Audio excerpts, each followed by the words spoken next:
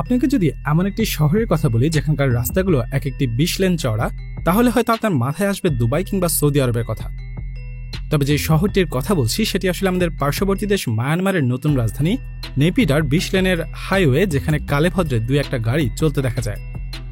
7000 বর্গ কিলোমিটার আয়তনের নেপিডা শহরটি লন্ডনের চাইতে আকারে 4 গুণ এবং নিউ ইয়র্কের চাইতে আকারে 6 গুণ বড়।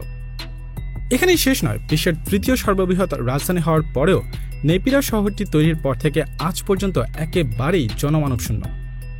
তাই নেটিজেন থেকে শুরু করে বিশেষজ্ঞ অনেকেই নেপিডা শহরটিকে ঘোস্ট সিটি হিসেবেই পয়েন্ট আউট করছে। 2002 সাল থেকে 2012 সাল পর্যন্ত 10 বছরে মায়ানমার এই শহরটিকে $4 বিলিয়ন খরচ করে একেবারে শূন্য থেকে তৈরি করেছে। কিন্তু ঠিক কী কারণে মায়ানমার এত বড় একটি নতুন শহর তৈরি করল এবং কেন সেখানে কোনো মানুষজন নেই?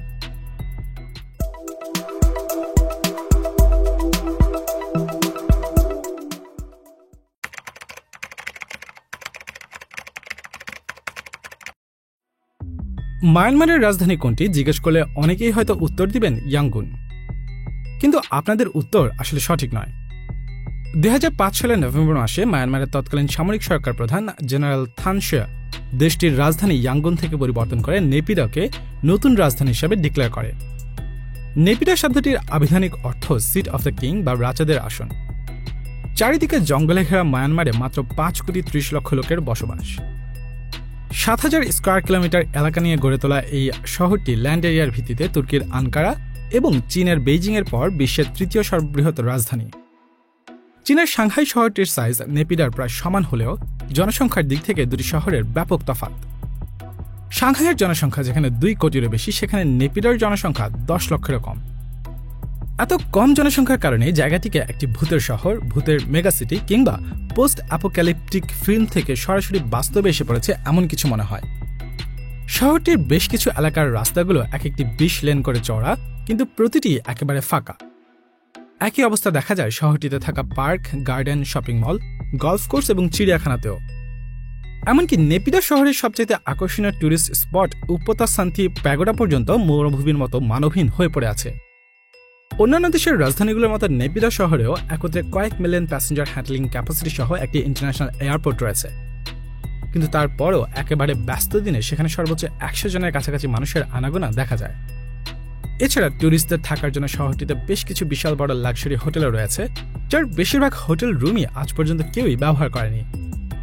শহরটিতে চলতে ফিরতে যদি কখনো মানুষের দেখা মেলে, তারা সাধারণত শহরটির মেইনটেন্যান্সের কাজে নিযুক্ত কর্মী। এছাড়া অন্যান্য শহরের মতো নেপিডা শহরটিতেও বিভিন্ন ধরনের দোকান ও শপিং মল রয়েছে। 2015 সালে দ্য গার্ডিয়ান পত্রিকার 2জন জার্নালিস্ট এমনই কিছু শপিং মল ও দোকানে গিয়ে দেখতে পায় সেখানে কিছু কর্মী নিজেদের মতো কাজ করলেও কাস্টমারের কোনো চিহ্ন মাত্র নেই। রাজধানী হিসাবে মায়ানমারের বর্তমান পার্লামেন্টও নেপিডা শহরেই অবস্থিত। সংসদ ভবনটি মূলত কয়েকটি একই রকম দেখতে অনেকগুলো বিল্ডিংয়ের বিস্তৃত একটি কমপ্লেক্স, যার সেফটির জন্য চারপাশে ফেন্সের ব্যারিকেড এবং পরীক্ষা খনন করে রাখা হয়েছে। গুজব রয়েছে যে এই হাইলি সিকিউরড বিল্ডিংগুলো শহরটির নিচ দিয়ে প্রসারিত ভূগর্ভস্থ টানেলের একটি নেটওয়ার্কের সাথে সংযুক্ত আছে, যা সম্ভবত উত্তর কোরিয়ার টেকনিশিয়ানদের সহায়তায় ডিজাইন করা হয়েছে। শহরটিতে একটি মিলিটারি জোন, একটি হোটেল জোন, একটি আবাসিক জোন সহ আরও বেশ কিছু এলাকা রয়েছে। আবাসিক এলাকাটিতে যে কয়েকটি বিল্ডিং চোখে পড়ে সেগুলোর ছাদগুলো ওই শহরে বসবাসকারী লোকদের কাজের ধরনের উপর নির্ভর করে ভিন্ন ভিন্ন রং দিয়ে আলাদা করা হয়েছে। যেমন নীল রঙের ছাদগুলো স্বাস্থ্য মন্ত্রণালয়ের কর্মীদের জন্য এবং সবুজ রঙের ছাদগুলো কৃষি মন্ত্রণালয়ের কর্মীদের জন্য। কিন্তু বাস্তবে আবাসিক এলাকাটির বেশিরভাগ বাড়ি এখনও খালি পড়ে আছে। স্যাটেলাইট ভিউ অ্যাঙ্গেল থেকে দেখলে বোঝা যায় শহরের এলাকাগুলো কোনো ধরনের লজিক্যাল স্ট্রাকচার বা অর্ডার না মেনেই বিশাল আকারে বেখাপ্পা ও ডিসঅর্গানাইজড ওয়েতে তৈরি করা হয়েছে। এমনটা মনে হয় যেন কোনো ধরনের চিন্তাভাবনা ছাড়াই শহরের এই বিভিন্ন অংশগুলোকে শুধুমাত্র বানিয়ে রেখে দেওয়া হয়েছে। মজার বিষয় হলো, এ ধরনের আনঅর্গানাইজড হয় নেপিডা শহরটির কেন্দ্র কোনটি তা খুঁজে পাওয়া প্রায় অসম্ভব। মনে হবে যেন আপনি একটি এলোমেলো গোলকধাঁধার মধ্যে দিয়ে চলছেন। এমনকি শহরটির রোড সেটআপও আপনাকে তেমন কোনো সহায়তা করতে পারবে না। রাস্তাগুলো এমন অদ্ভুতভাবে সাজানো যে কারোর জন্য সেগুলো ন্যাভিগেট করাও বেশ কঠিন। রাস্তাগুলোতে আবার বেশ কিছু গোল চত্বর আছে। বিশ্বের আরও অনেক দেশে অনেক বড় বড় রাস্তা এবং সেগুলোর বিভিন্ন অংশে গোল চত্বর দেখতে পাবেন, কিন্তু নেপিডার রাস্তার গোল চত্বরগুলোর মতো বৃত্তাকার ও কিম্ভূতকিমাকার গোল চত্বর আপনি সমগ্র বিশ্বের অন্য কোথাও খুঁজে পাবেন না। তবে সবচেয়ে অদ্ভুত বিষয়টি হচ্ছে এত বিশাল রাস্তা ও গোল চত্বরগুলোতে গাড়ির দেখা নেই বললেই চলে। এর মধ্যে কিছু সড়কে গাড়ি চালানো খুবই বিপজ্জনক। নেপিডা শহর থেকে দক্ষিণের একটি মহাসড়ক সকলের কাছে ডেথ হাইওয়ে নামে পরিচিত। 2010 সালে এই হাইওয়েটি খোলার পর থেকে রাস্তাটিতে মারাত্মক কিছু দুর্ঘটনা ঘটেছে। ডেথ হাইওয়ের একপাশে একটি বিখ্যাত সাইনবোর্ড লাগানো আছে যেখানে লেখা life is a journey completed. এই সাইন দিয়ে আদতে কি কোনো ডার্ক জোক করা হয়েছে নাকি কোনো সতর্কতা বোঝানো হয়েছে তা আজ পর্যন্ত বোঝা যায়নি। তবে কিছু ড্রাইভার এই রোডে যাওয়ার পথে দুর্ঘটনায় মারা যাওয়ার আগে সবশেষে এই সাইনটি দেখেছে তা নিশ্চিত। নেপিডার আরও কিছু অস্বাভাবিক ব্যাপার আছে, যেমন শহরটিতে থাকা চিত্তাকর্ষক উপাটাসান্দি প্যাগোডা, যা আসলে মায়ানমারের পুরনো রাজধানী ইয়াঙ্গুনের সেরাগন প্যাগোডার রেপ্লিকা। কিন্তু এই প্যাগোডাটি আনুষ্ঠানিকভাবে উদ্বোধনের পর থেকে আজ পর্যন্ত কোনো সাধু সন্ন্যাসীকে এতে প্রবেশের অনুমতি দেওয়া হয়নি। শুধুমাত্র দেশটির উচ্চপদস্থ রাজনীতিবিদ এবং সামরিক নেতারাই এই প্যাগোডা ব্যবহার করতে পারেন। মূল কথা, মায়ানমারের নতুন রাজধানী নেপিডাতে আপনি যেখানেই তাকাবেন সেখানেই এমন কিছু না কিছু তারা করে রেখেছে যার আদতে কোনো মানেই আপনি খুঁজে পাবেন না। একেবারে শূন্য থেকে সম্পূর্ণ নতুন এই শহরটি গড়ে তোলার জন্য $4 বিলিয়ন খরচ করা হয়েছে, যা হয়তো একটি শহর নির্মাণের জন্য তেমন বড় কোনো বাজেটই না। কিন্তু একটা জিনিস বুঝতে হবে যে আমরা এমন একটি দেশের কথা বলছি যার জিডিপি এই শহর নির্মাণের সময় $10 বিলিয়ন কম ছিল। সেখান থেকে প্রশ্ন আসে, আদতে ঠিক কি কারণে $4 বিলিয়ন খরচে এই শহরটি নির্মাণ করা হয়েছে? দেশটিতে কি আর কোনো সেক্টর ছিল না যেখানে এই টাকা খরচ করা যেত? নেপিডার আগে মায়ানমারের রাজধানী ছিল দেশটির উপকূলীয় শহর ইয়াঙ্গুন। এই শহরটিতে 70 লক্ষের বেশি মানুষ বসবাস করে। 150 বছরের বেশি সময় পর মায়ানমারের মিলিটারি শাসকরা সিদ্ধান্ত নেয় ইয়াঙ্গুন রাজধানী হিসেবে সার্ভ করার জন্য আর উপযোগী না। কারণ শহরটির আয়তনের তুলনায় মানুষের পরিমাণ বেশি হয়, সেখানে নতুন করে কোনো ধরনের রিয়েল এস্টেট নির্মাণের জায়গা প্রায় শেষের পর্যায়ে। তাই দেশটির মিলিটারি সরকার একেবারে নতুন একটি শহর সূচনার পরিকল্পনা করে যেখানে যথেষ্ট জায়গার পাশাপাশি একটি বেটার আরবান প্ল্যানিং করা সম্ভব হবে। তবে রাজধানী সরিয়ে নেওয়ার নেপথ্য কারণ সবার কাছেই পানির মতো স্বচ্ছ ছিল। বিশেষজ্ঞদের ধারণা, ইয়াঙ্গুনের ক্রমবর্ধমান জনসংখ্যা নিয়ে সামরিক সরকার বেশ উদ্বিগ্ন ছিল। কেননা দেশটির সরকার ভালোভাবেই জানত যদি ইয়াঙ্গুনে একবার বড় আকারে কোনো বিদ্রোহ শুরু হয়, একসঙ্গে এত বেসামরিক নাগরিকের বিরুদ্ধে নিজেদের অবস্থান রক্ষা করা কঠিন হবে। ইতোমধ্যে ইয়াঙ্গুন ইউনিভার্সিটির ছাত্রদের বিক্ষোভ তারা একবার মোকাবেলা করেছিল এবং এ ধরনের বিক্ষোভগুলো পরবর্তীতে বড় আকার ধারণ করবে না সেই নিশ্চয়তা কেউই দিতে পারবে না। এছাড়া ইয়াঙ্গুন যেহেতু বঙ্গোপসাগরের একেবারে কূল ঘেঁষে অবস্থিত, তাই যে কোনো বহিরাগত শক্তির সামনে দেশটির সামরিক সরকারের পতন ঘটতে পারে। যদিও এ ধরনের ঘটনা ঘটার সম্ভাবনা খুবই কম, তবে এই কারণটিও একেবারে ফেলে দেওয়ার মতো না। পূর্বেও ইউএসএ দক্ষিণ পূর্ব এশিয়ার ভিয়েতনামে আক্রমণ করেছিল। একটা লম্বা সময় ধরে সামরিক শাসনে চলে আসা মিয়ানমারের সাথে ইউএসএর কূটনৈতিক সম্পর্ক তেমন ভালো না। তাই দেশটির সামরিক সরকার তাদের রাজধানী শহরটিকে একটি শান্ত অভ্যন্তরীণ অঞ্চলে স্থানান্তর করার সিদ্ধান্ত নেয়।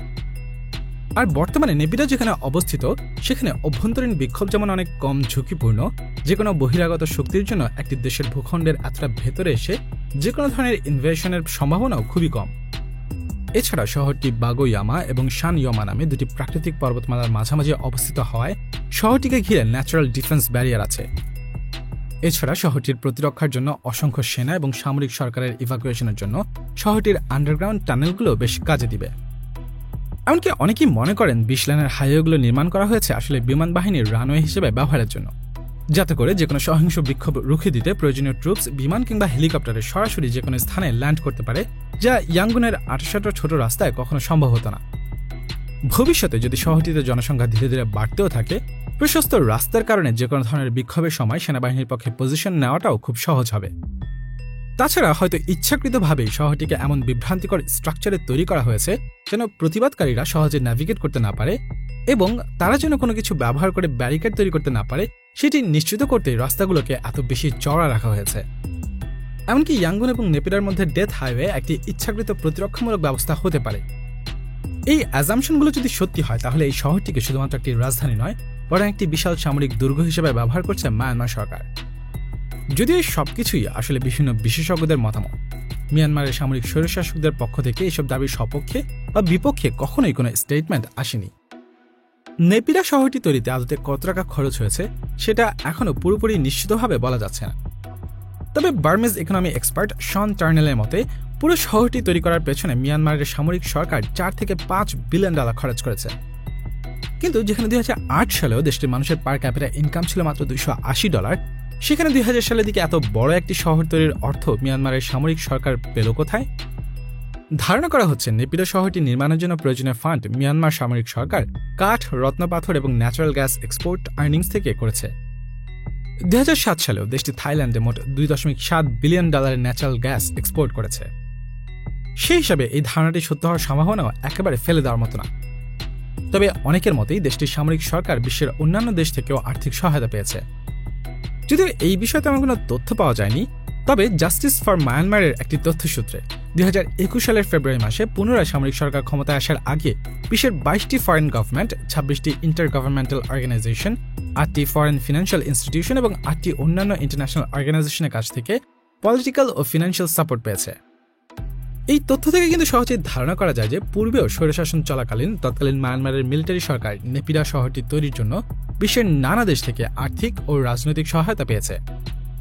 মিয়ানমারের সামরিক স্বৈরশাসকদের সাহায্যকারী দেশগুলোর মধ্যে সম্ভবত পার্শ্ববর্তী দেশ চায়না, রাশিয়া কিংবা নর্থ কোরিয়া রয়েছে। আপনার কি মনে হয় কেন মিয়ানমার এই শহর নির্মাণ করলো আর কোথায় বা এই অর্থ পেল?